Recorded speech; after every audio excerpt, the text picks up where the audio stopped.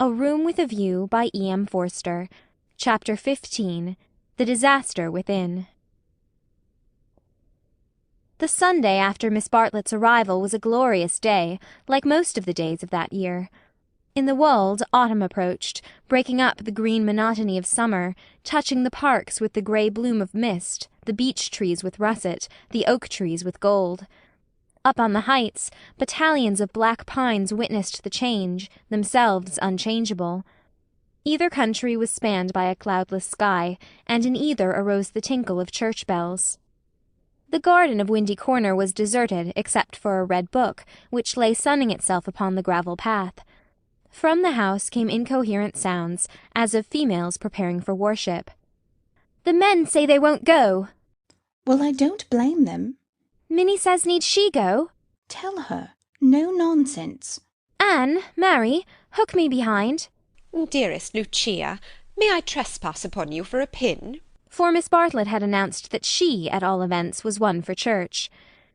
The sun rose higher on its journey, guided not by Phaethon but by Apollo, competent, unswerving, divine. Its rays fell on the ladies whenever they advanced towards the bedroom windows, on Mr. Beebe down at Summer Street as he smiled over a letter from Miss Catherine Allen, on George Emerson cleaning his father's boots, and lastly, to complete the catalogue of memorable things, on the red book mentioned previously. The ladies move, Mr. Beebe moves, George moves, and movement may engender shadow.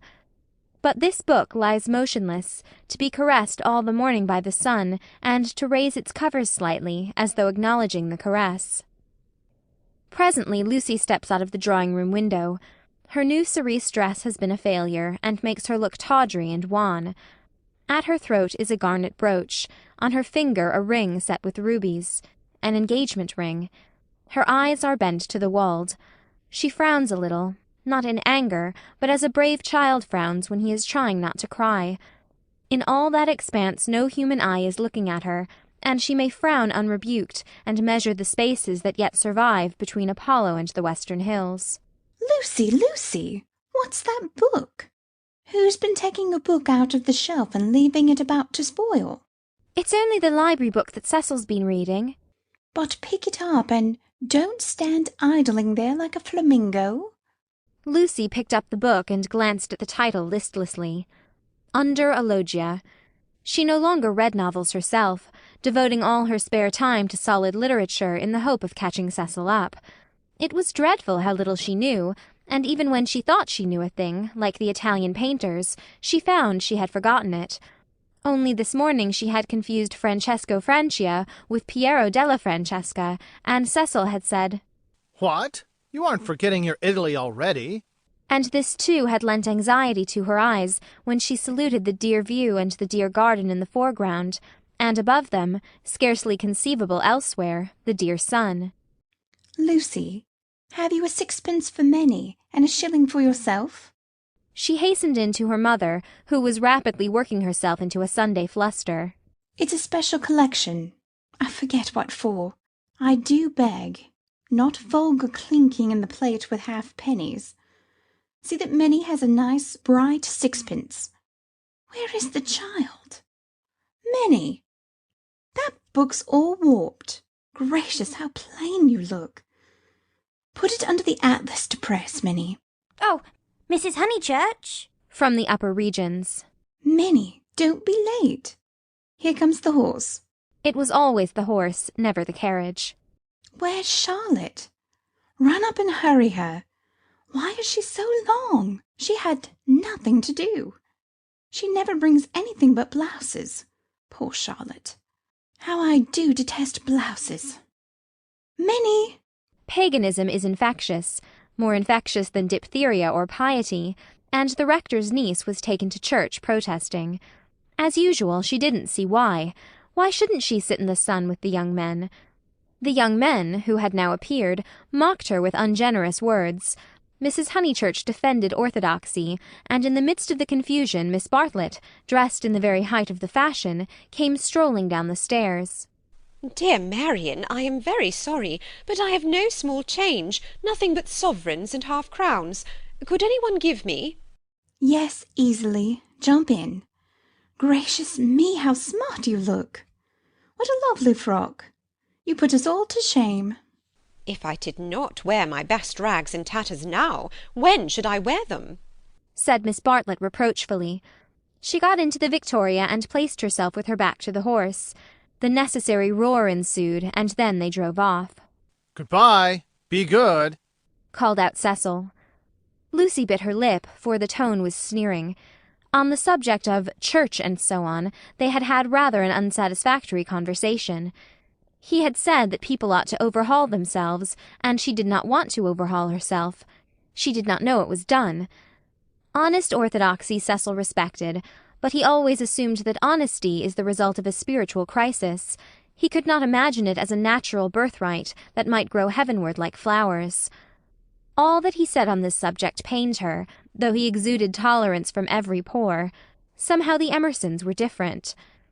She saw the Emersons after church.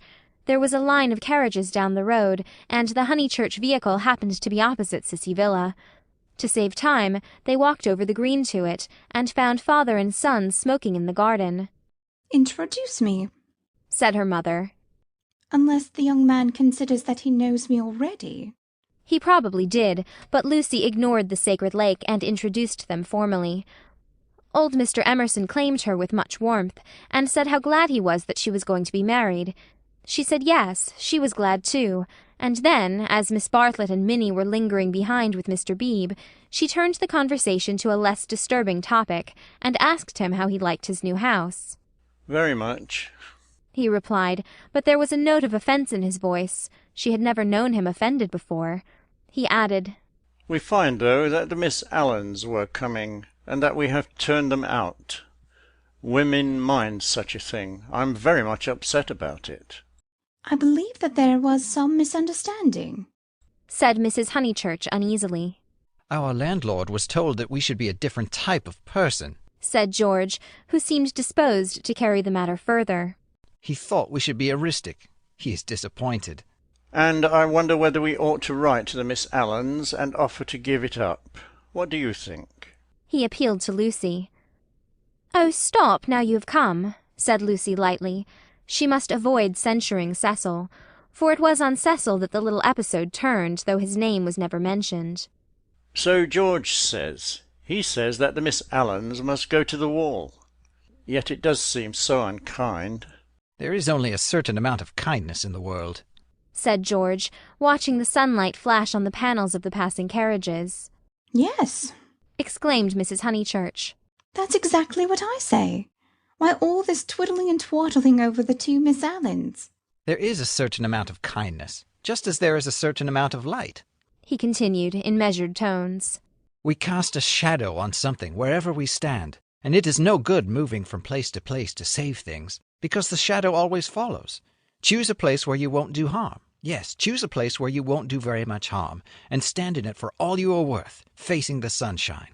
"Oh, Mr. Emerson, I see you're clever." "Eh?" "I see you're going to be clever. I hope you didn't go behaving like that to poor Freddie." George's eyes laughed, and Lucy suspected that he and her mother would get on rather well. "No, I didn't," he said. "He behaved that way to me. It is his philosophy. Only he starts life with it, and I have tried the note of interrogation first." "What do you mean?" "No, never mind what you mean. Don't explain. He looks forward to seeing you this afternoon. Do you play tennis? Do you mind tennis on Sunday?" "George mind tennis on Sunday? George, after his education, distinguish between Sunday—" "Very well. George doesn't mind tennis on Sunday. No more than I. That's settled. Mr. Emerson, if you could come with your son, we should be so pleased." He thanked her, but the walk sounded rather far. He could only potter about in these days. She turned to George. "And then he wants to give up his house to the Miss Allens." "I know," said George, and put his arm round his father's neck. The kindness that Mr. Beebe and Lucy had always known to exist in him came out suddenly, like sunlight touching a vast landscape, a touch of the morning sun. She remembered that in all his perversities he had never spoken against affection. Miss Bartlett approached. "You know our cousin, Miss Bartlett?" said Mrs. Honeychurch pleasantly. You met her with my daughter in Florence. Yes, indeed, said the old man, and made as if he would come out of the garden to meet the lady. Miss Bartlett promptly got into the victoria. Thus entrenched, she emitted a formal bow. It was the pension Bertolini again, the dining table with the decanters of water and wine. It was the old battle of the room with the view. George did not respond to the bow. Like any boy, he blushed and was ashamed. He knew that the chaperone remembered. He said, I'll come up to tennis if I can manage it, and went into the house. Perhaps anything that he did would have pleased Lucy, but his awkwardness went straight to her heart. Men were not gods after all, but as human and as clumsy as girls. Even men might suffer from unexplained desires and need help. To one of her upbringing and of her destination, the weakness of men was a truth unfamiliar, but she had surmised it at Florence, when George threw her photographs into the river Arno.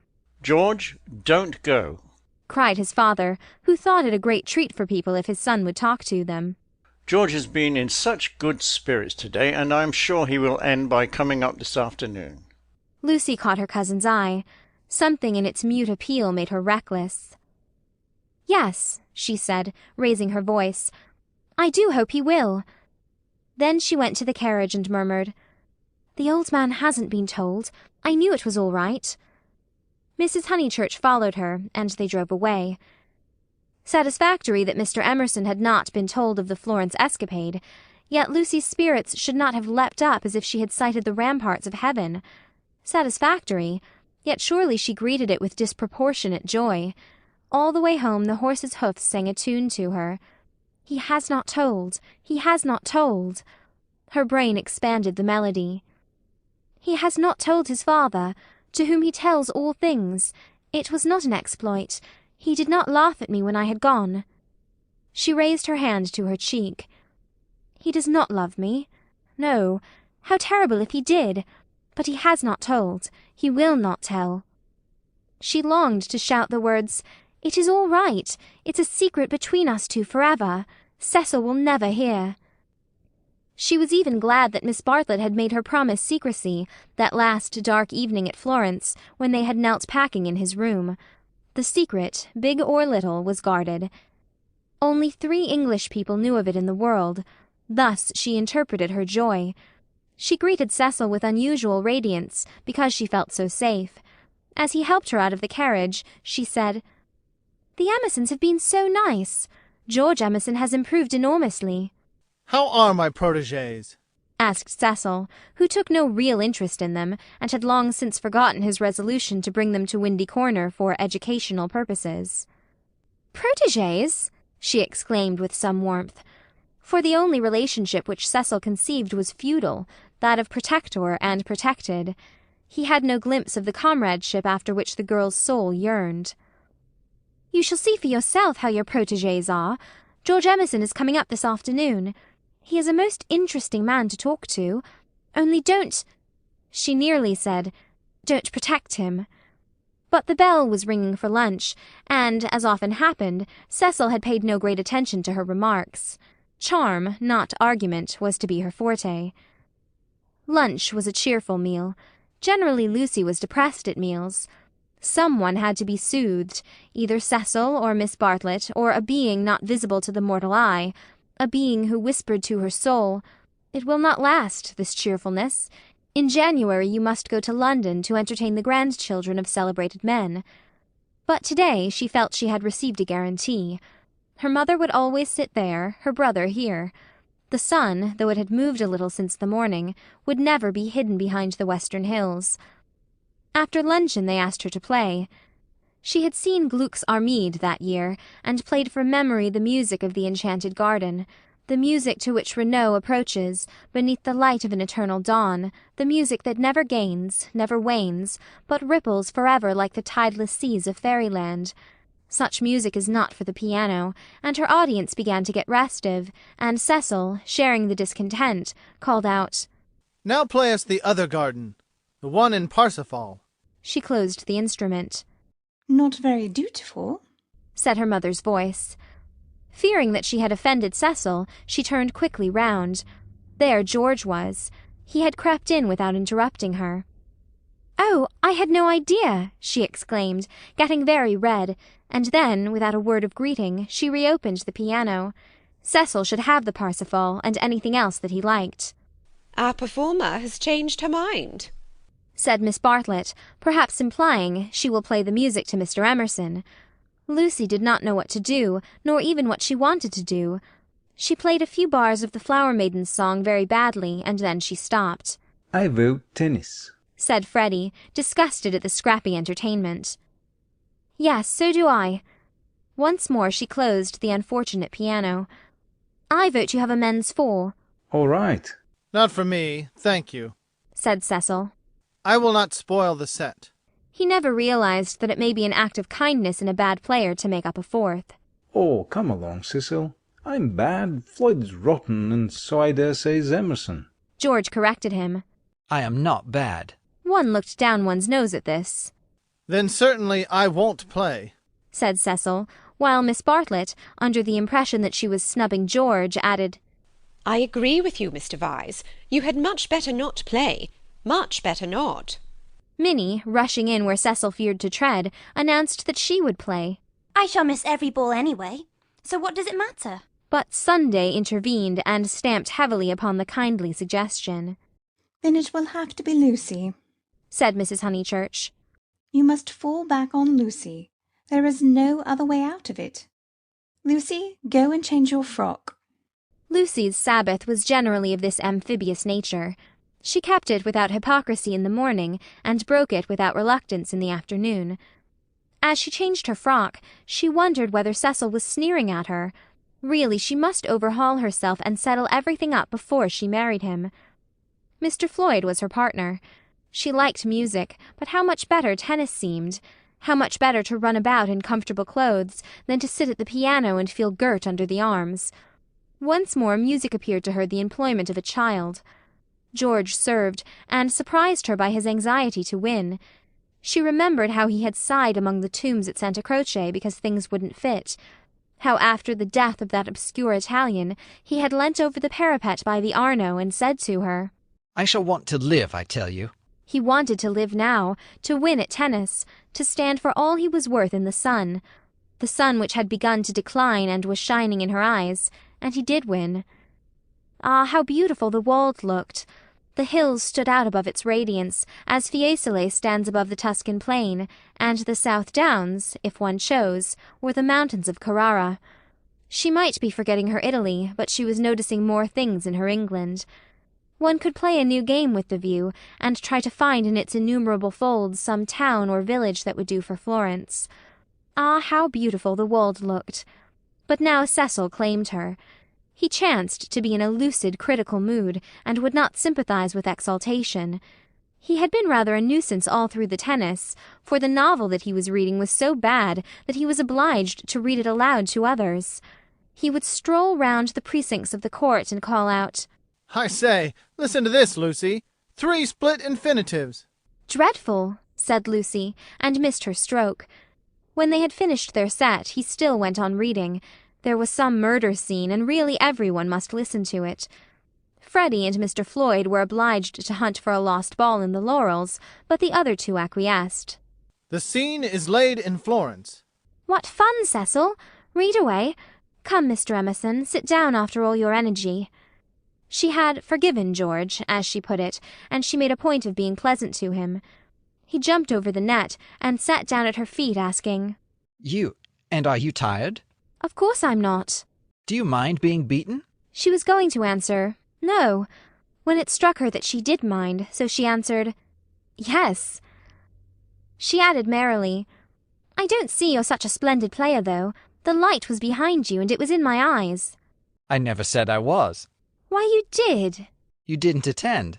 You said, oh, don't go in for accuracy at this house. We all exaggerate, and we get very angry with people who don't. The scene is laid in Florence, repeated Cecil with an upward note. Lucy recollected herself. Sunset. Leonora was speeding. Lucy interrupted. Leonora? Is Leonora the heroine? Who's the book by? Joseph Emery Prank. Sunset. Leonora speeding across the square.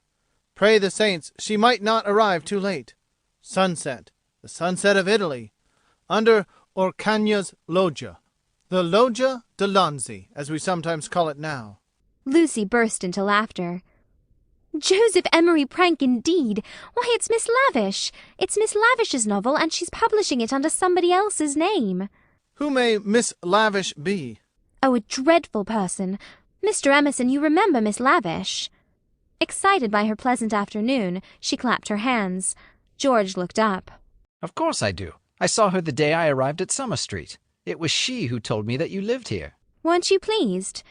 She meant to see Miss Lavish, but when he bent down to the grass without replying, it struck her that she could mean something else.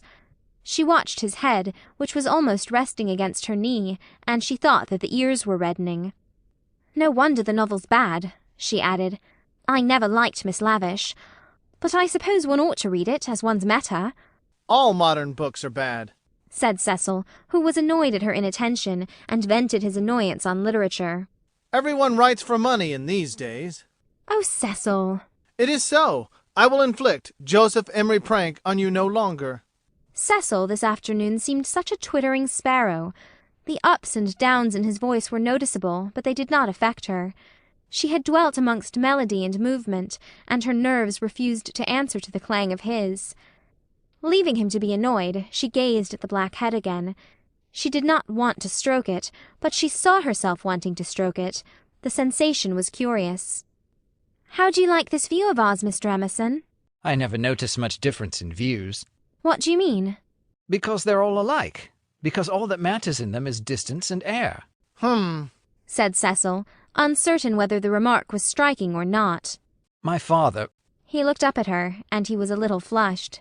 Says that there is only one perfect view, the view of the sky straight over our heads, and that all these views on earth are but bungled copies of it. I expect your father has been reading Dante, said Cecil, fingering the novel, which alone permitted him to lead the conversation. He told us another day that views are really crowds of trees and houses and hills, and are bound to resemble each other like human crowds, and that the power they have over us is sometimes supernatural for the same reason. Lucy's lips parted. For a crowd is more than the people who make it up. Something gets added to it. No one knows how, just as something has got added to those hills. He pointed with his racket to the South Downs. What a splendid idea, she murmured. I shall enjoy hearing your father talk again. I'm so sorry he's not so well. No, he isn't well. There's an absurd account of a view in this book, said Cecil. Also that men fall into two classes, those who forget views and those who remember them, even in small rooms. Mr. Emerson, have you any brothers or sisters? None. Why? You spoke of us. My mother, I was meaning. Cecil closed the novel with a bang. Oh, Cecil, how you made me jump! I will inflict Joseph Emery Prank on you no longer. I can just remember all us three going into the country for the day and seeing as far as Hinthead. It is the first thing that I remember. Cecil got up. The man was ill-bred. He hadn't put on his coat after tennis. He didn't do. He would have strolled away if Lucy had not stopped him. Cecil, do read the thing about the view. Not while Mr. Emerson is here to entertain us. No, read away. I think nothing's funnier than to hear silly things read out loud. If Mr. Emerson thinks us frivolous, he can go. This struck Cecil as subtle, and pleased him. It put their visitor in the position of a prig. Somewhat mollified, he sat down again. Mr. Emerson, go and find tennis balls. She opened the book. Cecil must have his reading and anything else that he liked. But her attention wandered to George's mother, who, according to Mr. Eager, had been murdered in the sight of God. According to her son, had seen as far as Hindhead. Am I really to go? Asked George. No, of course not really, she answered. Chapter 2, said Cecil, yawning. Find me Chapter 2, if it isn't bothering you. Chapter 2 was found, and she glanced at its opening sentences. She thought she had gone mad. Here, hand me the book. She heard her voice saying, It isn't worth reading. It's too silly to read. I never saw such rubbish. It oughtn't to be allowed to be printed. He took the book from her. Leonora, he read, sat pensive and alone. Before her lay the rich champagne of Tuscany, dotted over with many a smiling village. The season was spring. Miss Lavish knew somehow, and had printed the past in draggled prose, for Cecil to read and for George to hear. A golden haze. He read. He read. Afar off the towers of Florence, while the bank on which she sat was carpeted with violets. All unobserved, Antonio stole up behind her. Lest Cecil should see her face, she turned to George and saw his face. He read. There came from his lips no wordy protestation, such as formal lovers use. No eloquence was his, nor did he suffer from lack of it. He simply enfolded her in his manly arms. This isn't the passage I wanted, he informed them. There is another, much funnier, further on.